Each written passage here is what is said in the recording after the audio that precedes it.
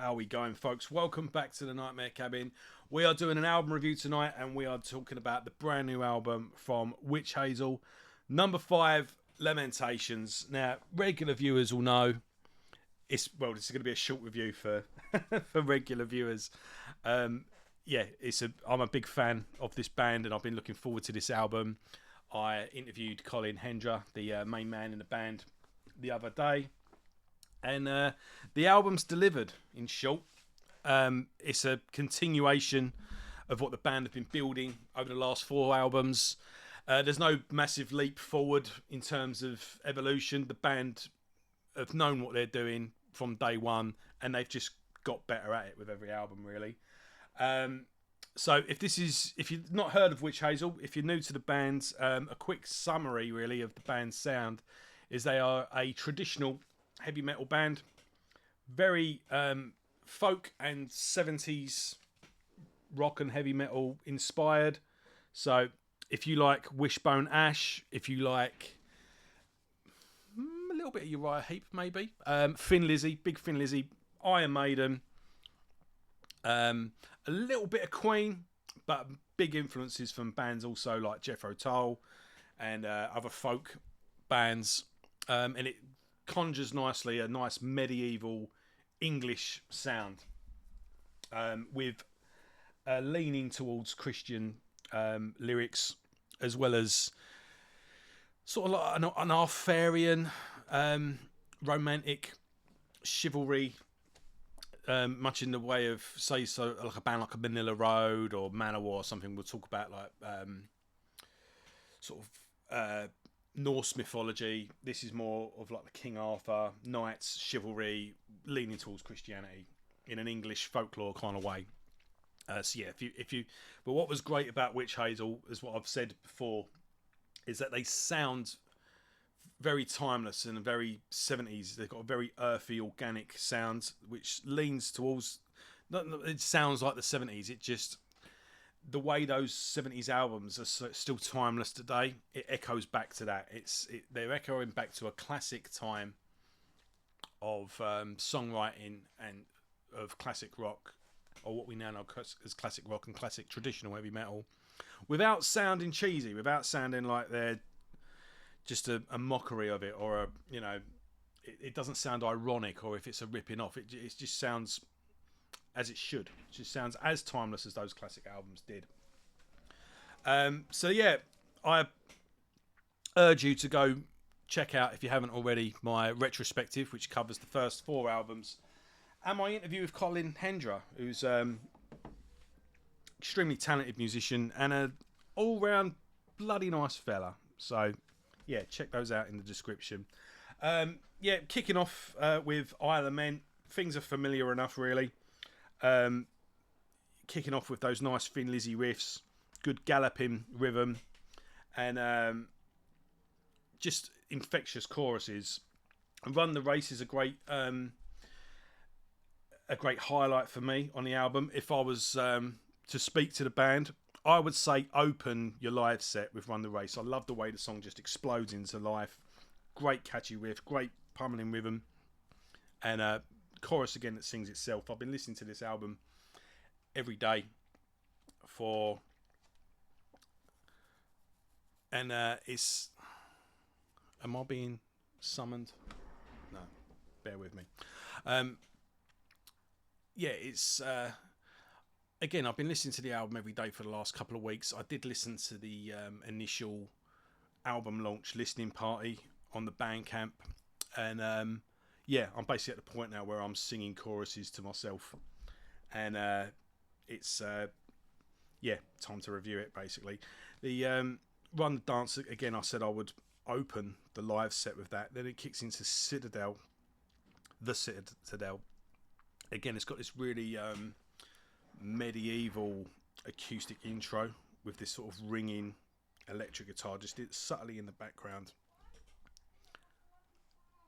and it kicks into this awesome chorus, and again it's just really atmospheric, brings to mind like a medieval feel to it. Now, Elements was a track that it was a single beforehand. They did a video for it, And I listened to that a couple of times before the album came out, and I remember when with the listing party when they launched the album, when that song kicked in, it was like recognizing a friend at a party. Like, so it was, I wouldn't say like meeting an old friend, but it just, that song felt like it was in the canon already. You know, it was just like familiar territory. I remember, like, if you say you was at a first day of school and you're in a hall with no one you know, and then you recognise someone from your last school, and it's like, you're just automatically friends. That's how it felt. It felt classic already when it kicked in, and it kicks in with this dum ba-dum ba-dum ba-dum ba-dum, and it's got like this nice funky, not funky, but it's got a swing to it, and it's got this nice breezy Fleetwood Mac feel to it in the chorus. It's got this nice strumming acoustic guitar in the background, and it all just comes together really nicely. Elixir, I think it is a nice acoustic interlude. Again, very medieval sounding, very atmospheric, very melodic, and just really nice all round. Racing Forward is another highlight for me. That one is actually quite heavy. It's got a nice maiden riff, and it's got this sort of Manowar. You know the way Manowar always had that bass, that dun dun dun dun dun dun dun dun dun. You know, it's got that sort of bum bum bum bum, and it sort of nods along and then just kicks in.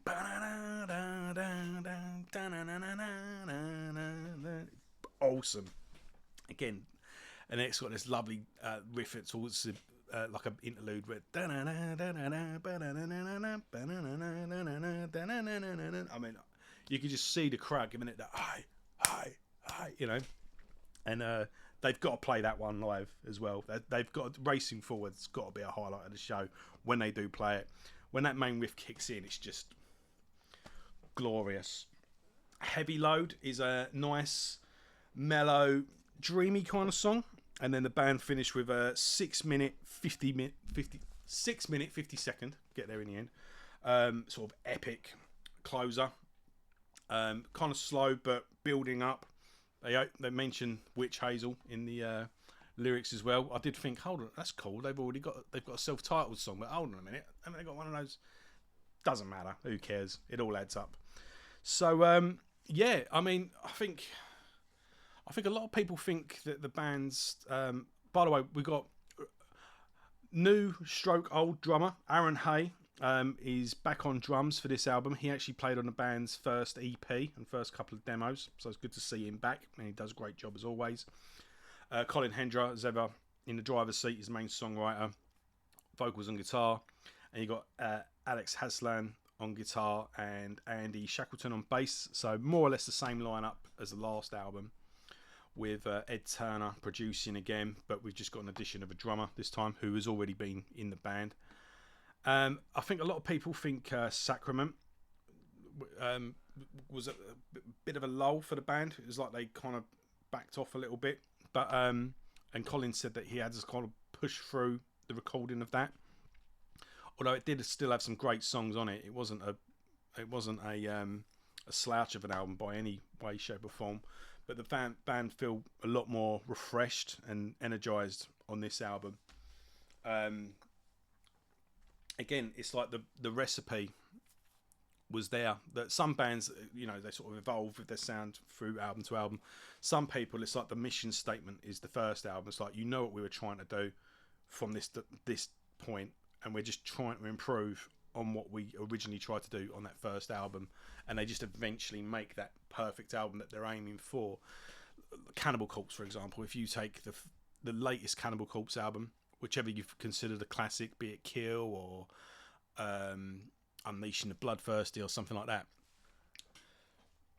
that standard that they reached on those albums, I'm talking about the later day ones, for example, not like the Tomb of the Mutilated or the Bleeding or something like that. I'm talking about later ones where you go like, right, they've hit this standard. When you go back and listen to that first album, it's like, well, they were trying to do that from day one. They've just got better at it. So it's not so much as an evolving. It's more of a what's the word? Just perfecting it every time. Just refining it with every album rather than evolving, and that's what it feels like Wytch Hazel's doing. And it seems at the moment it's the odd numbered albums that the band really they excel at. Not that there's anything wrong with the other ones, but 1, 3, and 5 at this point are my favourite Wytch Hazel albums, and it's just a great addition to a collection of songs. It's like these 5 albums now are just a songbook, and we've just got an addition to it, in addition to the library. And yeah, I think the band, I really hope they get, you know, they just did a tour opening for Michael Schenker, and yeah, if they could get on board with someone like Saxon or a speaking of Uriah Heep, I mentioned earlier, they're doing a farewell tour that's probably going to last 5 years, like these tours tend to do. Someone like that, then eventually, you know, someone like Maiden or something like that. But yeah, if they can latch on to the classic bands that are now winding down, if they could get a bunch of support slots touring under their belt, supporting all the big names, and eventually break through that way, I think that's the way to go for the band. But yeah, they're fantastic players, and Colin Hendra is a great songwriter. I know the band add to the song and help evolve it, but yeah, a great addition to a growing fantastic catalogue. So yeah, well done, lads. And that's it for now. As I say, if you haven't already, go back and check out my Wytch Hazel retrospective, and check out my interview with Colin, which I'll put links to in the description. Thanks a lot. Cheers.